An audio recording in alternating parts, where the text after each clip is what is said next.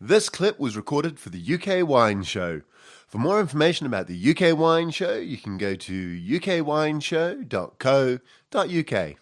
Hi, my name's Chris Scott and I'm here with Andrea Sartori. How are you, mate? Fine. Excellent. Happy to be here. Excellent. We were talking last week about Veneto, Pinot Grigio, Aperol Spritz, all sorts of different things. But this week I want to have a little bit of a deep dive into some of the DOC wines, Valpolicella, and if we've got time, maybe Soave and Bardolino. But let's start with Valpolicella because it's, well, just if the listeners didn't listen to last week, just give me a quick overview of yourself. Yeah, I'm the president of the Consorzio della Valpolicella, so I'm deep into the matters because the Consorzio is basically ruling the all appellations and is including in all the members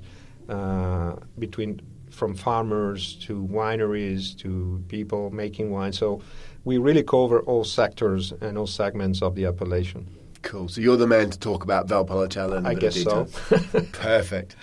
So let's talk about Valpolicella. I think for me, there's two different ways of looking at it. You've got things like where the grapes are grown on the hills or in the plain, and then you've got the different winemaking techniques that produce the different styles of Valpolicella. But let's just start with the sort of the hillsides and the valleys and all that sort of stuff, because looking at it, it looks a little bit complicated. Is there an easy way to understand Valpolicella? Well, let's try to make it simple. Basically, Valpolicella covers both west and east side of Verona.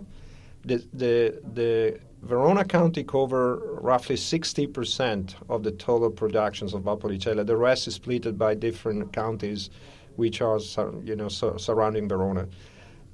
Most of the area is hilly. I would say probably 40% flat and 60% hills. Valpolicella is made out of three indigenous varietals, Corvina, Molinara, and Rondinella. And the main way to train vines is called Pergola Veronese, which is the canopy. Oh, pergola. Yeah, pergola. So you grow it up and the grapes hang down over Exactly. And 30% is done by Spalliera, which is kind of Guyot system for us. So this is the rough numbers. So I would say that, most are hilly, and there is very little mechanical harvesting in Valpolicella because of the Amarone and because of the nature of the soil. Yeah, okay. We'll talk about the Amarone, but the nature of the soil, because there's a lot of volcanic stuff around here, isn't it? It's also very hilly, so it's hard to operate mechanical harvesting, especially when you have pergola. Pergola is impossible to mechanize. Yeah. Only the Spalliera or the Guyot system is mechanizable. So being just 30% of the appellations, it's a minor factor. Well, why do they go for pergola type of thing? Because it's usually you see it in places like Rias Baixas where they hang down, and part of the reason is because of the air circulation, because it's so wet there, and other people do it because to shade the grapes from the sunlight. But what's the reason here? I think the main reason in the past was to keep the grapes as far as possible from the ground for the humidity reasons, but it has turned, and there is a big debate right now in the region whether we should go from pergola to Guyot or Spalliera or stay that way. And my personal opinion, we should stay with pergola because now the real problem is sun exposure. Since 2003, we had incredible hot summers with a very powerful sun exposure, and we find out that Corvina is particularly sensible to that. So the fact to have still 70% of the grapes protected by the leaves canopy is not a bad factor, and I think we should stay that way. Okay. So it's a completely different reason now after 20, 25 years, but it's working out well. Okay. You can, by training your vine and not plucking leaves around the fruiting zone, you can protect it, because in Australia it's hot. Yeah. And whilst there's a bit of bush vine there for that very reason, there's also a lot of wines on trellising and they do manage to keep the grapes protected. So you can do that. We'll notice a few years ago in the last decade when the climate really changed for us since 2003, we noticed some problem on the skin of Corvina were kind of white dots. We thought it was a new disease. We were scary as hell, Yeah. We didn't know what was going on, and then we find out it was simply sunburn on the skin. So that's why I'm saying Pergola probably is the way to go. Pergola is still produce quality if you keep minimal the productions per vine, and that is the key factor. Yeah, a lot of people talk about big vines, and pergola is normally a big vine type of style, isn't it? But big vines in their own right, if you can still have big crops and good quality wines off big vines, as long as you know what you're doing. If you manage the productions per vine in a sensible way, I think you can have both the best world, trying to protect the grapes from the sun exposure and also having quality and having decent volume. However, by the disciplinare, which is the wine laws that rules of the appellations, we can produce only up to 125 quintas of grapes per hectare. What's a quinta? 10 quintas is a ton, so let's say 12 and a half tons per hectare. Okay. So it is basically restricted, and this is how much we can produce. And I think it's a great ratio to protect quality and having a decent volume to make it economically reasonable. So that's 12.5 tons per hectare is about 4.5 tons per acre. Yeah, kind of half of it, yeah. Yeah, just a bit under half, but yeah, okay, all right. The grape varieties, Corvina, Rondinella, and what's the last one? Molinara. Molinara. But there are minor varietals which are also indigenous, like Croatina, like Oseleta, like Corvinone, and so forth. But the bulk of the business is actually Corvina, again, for a technical reason that the Corvina varietal is the best suited for the Amarone procedure. Yeah, okay, we'll touch on Amarone in a minute. But do you want to just tell us a bit about... I think of the three grapes. I think of what is it? I always forget this one. Molinara. Molinara, Rondinella, but the main percentage now is Corvina. Molinara has problems. It's was it irregular ripener, is it, or fruit set? No, they're ripe pretty much at the same time. Corvina is the backbone. Yeah. Molinara and Rondinella had a little bit of acidity and fruitness, and that young factor that you want to have in a regular Valpolicella. Okay. And just on the hills, Valpolicella, it's got a Classico region. Yeah, there is a Classico region, and then the DOC regions which stretched all the way to the east part of town, which is basically bordering with Soave. Okay. And is the non-Classico on the flat, or is it... Both ways, pretty much same percentage. Because normally with Italian Classico regions, you always think of the original region as being on the hill, and then as the region becomes popular... Not in our case. The landscape is pretty similar in both sides of the appellation. All right, let's talk a wee bit about the different styles. Mm-hmm. What do we do? Let's start with basic Valpolicella. Because I think of Valpolicella as Beaujolais, except for more not Beaujolais Nouveau, but cheap Beaujolais, because it's really soft, whereas the more expensive Beaujolais from the Crus can be quite structured wines, just like good Valpolicella can have a bit more structure as well. But simple Valpolicella, how would you describe it? I think you're pretty much on the mark. I would describe it a fresh, young red wine, which is, I call it a summer wine, a terrace wine that you can chill down in the summer, having with some light food. It's very pleasant. It's usually around 12.5%, 13% alcohol, so it's not super strong. It is distinctive to many other wines because the Corvina, and most of the time all the Valpolicella you will taste at different levels, has a distinctive cherry finish, which makes the wine super pleasure. Bitter cherry or just cherry? Cherry, yeah. So it has that distinctive finish and distinctive taste of cherries, which makes the wine altogether very pleasant. And it's also, you said you cool it down. One of the reasons you can cool it down is because it's very light in tannins. It is very light, and because of the lightness, sometimes you could be deceived by the acidity, which is actually a regular acidity if you look at the in chemical numbers. But it stands out a little bit because the light body of the wine, so it's more noticeable. And it is very soft. You know, if you get people who don't like tannins, I always steer them towards sort of Valpolicella. I don't think the tannins are so harsh. I think that no. I mean they're very soft. They're very soft, and that's why it makes it a very pleasant wine altogether. So it's very well balanced, and I also call it an all-meal wine because you can actually match a lot of different food style with that particular wine. Okay. Next, moving up, you've got Superior. You got Superiore, and then the next step would be Ripasso. Okay, well, let's do Superior. What the big thing is there? Superiore will means that it has 1 degrees higher in alcohol, Yeah. and has to be refined for 12 months before releasing it on the market. Oh, okay. That can be in tank, though. It can be anything. Tank, barrels, whatever the company style is, or whatever you want to reach, want to get as a style. I won't do Ripasso now because I think it's easier if you understand Ripasso once you've understood Amarone and Ricchetto. So let's talk about Amarone. Amarone. Let's talk about Amarone. Well, there is no one without the other, so we need to talk both wines at once because there is no Ripasso without Amarone. The rules right now is that you can produce 2 bottles of Ripasso for each bottle of Amarone you produce. Reason why is to make a Ripasso, you have, in fact, to repass, and that's what literally Ripasso means.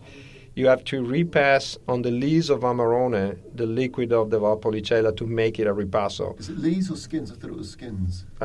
Skins, lees, it's whatever. Gross lees, the mass. Yeah, the mass. What happens is when you finish to ferment Amarone, and this is pretty much end of January, you rack off the liquid from the fermenters and you keep the lees into the fermenters and you pour over, you repass the Valpolicella into the fermenters, you stimulate the second fermentation, which is going to take longer.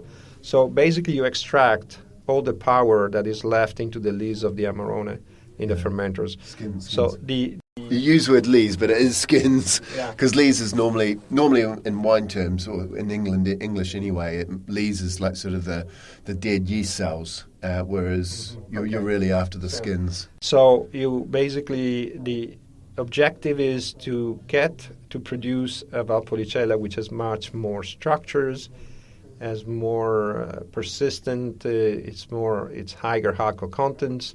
And is more full-bodied than a regular Valpolicella.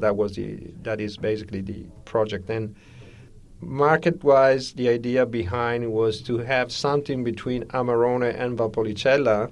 There is a big gap between the 2 wine styles. So to have something in between was the idea behind it, and it has proved very successful. Oh, and the nice thing about Ripasso is it's not particularly expensive.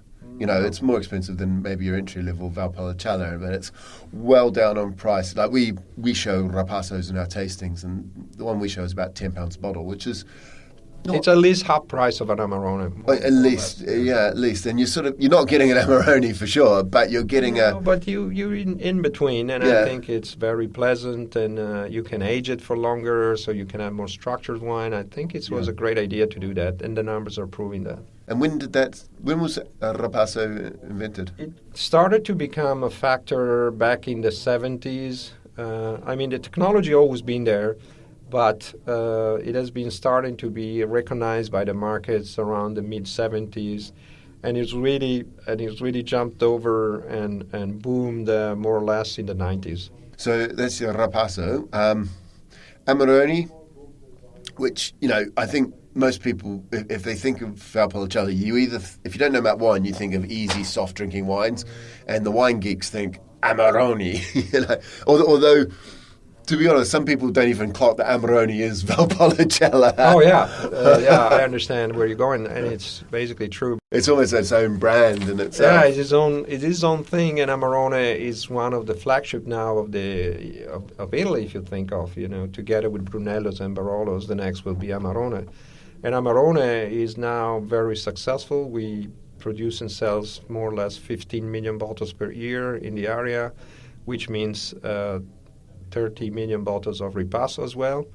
And Amarone is right now, 80% of Amarone is exported in 110 countries. So it is very, very successful. Is it the big profit center for you guys? Definitely so. It's very expensive to make. You have to pick up the grapes individually, put it individual grapes, or not individually. It's the first wave. You have to be very selective because you want to have only very healthy, clean, perfect bunches. So what we do usually, we start with Amarone first because we have to hand select every bunch. Yeah, it's bunch selection, not grape selection. No, bunch selections has to be super healthy, super fine. we need to lay down those grapes into boxes, which will be dry to the end of January, so we lose 30-40% of the content, of the water contents, and we create, a completely different model. So if you add all the parts of the procedures, it comes out a very expensive way to make wine. But on the other side, the market is recognizing the quality, so, it's profitable. Okay, so how do you dry them out? Because I've seen pictures where they dry them out in barns, but I've also heard that you can dry them out other ways. So right now, I think what is mostly used in the region is boxes, which are usually plastic boxes because we need to wash it and rinse it when the procedure is done. Again, we want to have a super clean environment, and we don't like botrytis, whether it's nobile botrytis or not. It has to be perfectly clean. We keep it in storage in ventilated rooms. We need a lot of air ventilations to make sure everything runs out nicely. And we can use the humidifier if it's a particular wet fall or wet winter. We need to make sure we keep under control the humidity level to make sure that when we get to the pressing time, everything is spick and span and perfect. Why does the grapes not go moldy? Because with the air circulations, we avoid that. And the boxes are also made out for the procedure, so there are a lot of distance between one box and the other. And the box is designed to allow grapes to have a lot of air circulations. Besides, Corvina is a perfect grapes for the drying process because the bunch is very sparse, the skin is very thick, so it's actually the best grapes to do the drying process. In that drying process, they call it passetto, is that right? Appassimento. Passamento. There's no M in it, though. When you look at the word, I think it's P-A-S-S. Appassimento, A-P-P-I-S-M-E-N-T-O, appassimento. That might be the way you do it, say it in Italy. Okay. But that's the drying out of the grapes after they've been packed. And you've got to use whole bunches, which is why the pergola system, where you've got to do hand harvesting anyway, it's not so tragic, is it? No. We need to do that by hand anyway, so we have no downfall into the pergola system. And most Amarones I try, the alcohols, because you've reduced so much water, you've got so much concentration in terms of sugar and acidity. Because your concentration of acidity is high, the wines stay balanced, but you do land up with super souped up wines, don't you? On top of that, the appassimento is already going into that directions. On top of that, with the summer we had in the last 10 years, we see a tendency on the Amarone on the market right now to have even a higher alcohol than we usually consider. So it's not difficult now to find Amarones that are at 16%. Really? Because you need almost special yeasts to get that high. Oh, yeah, absolutely. Yeah, because yeast tends to top out about 15 and a half they degrees. Tend to die if you have to have selected yeast for the Amarone fermentation. I've seen some Amarones with residual sugar in them. Are they supposed to be dry? Or I know that you've got Ricetto, which is a sweet version, but I think the benchmark for residual sugar Amarone is anything between 8 to 10 grams. I've seen it sweeter Amarone, if you like, on the market, but I disagree with that. I think 8 to 10 is the way forward. Yeah, so that potential you have to keep the balance between the structures, the sweetness, softness of the wine, and the alcohol contents. I think everything has to be in balance. Yeah. I've seen some unbalanced Amarone out there because of the crazy summer we're having in the last 10 years. Okay. When did Amarone, it's not as new as the Rapasso, but it's still a relatively new style of... It is, absolutely. In fact, Amarone started technically from the 40s. Yeah. But again, we have seen an incredible rise in the market and a successful market for Amarone basically from the 90s. Everything has been good but quiet until the end of the 80s, middle of the 90s, and then Amarone started to be recognized as one of the leading wines from the country. So it has been growing very nicely for us until now. And the last style is Ricetto. Ricciotto is the sweet versions, and Ricciotto actually is the father of Amarone. Ricciotto was always done in the region for centuries, and it was called the Sunday wine. Sometimes somebody was calling it the medicinal wines. It was the typical wines the farmer were drinking on the Sunday morning It was considered vitamins. You know, if your wife would be pregnant, you would give in a glass of Recioto to keep up with pregnancy. Or if your children had a cold or something, a nice glass of Recioto would take care of it. So, just for the listeners, we don't support pregnant women drinking alcohol. No, not at all. This is the old time. But however, this is how Recioto was considered, and was around forever. So Recioto is still around, of course, but Amarone has basically taken over from Recioto. So Recioto is the sweeter style of wine. How many grams of sugar do you typically get in a Recioto? Oh, at least 90 grams. But again, it's well balanced because the acidity is balancing the wine. Yeah, okay. So 90... I call it a meditation wine. I wouldn't mind a glass of Recioto with my cigar in front of a fireplace in the winter. Fair enough. I don't smoke, but that sounds really nice. Okay, so they're the big styles. Is there any other styles? They're the ones I think of. No, this is pretty much the platform. So we cover pretty much all style for your wine and dine experience. All right then, Andrea, we're going to leave it there. But next week I'm just going to touch on Soave and Bardolino. Mm-hmm.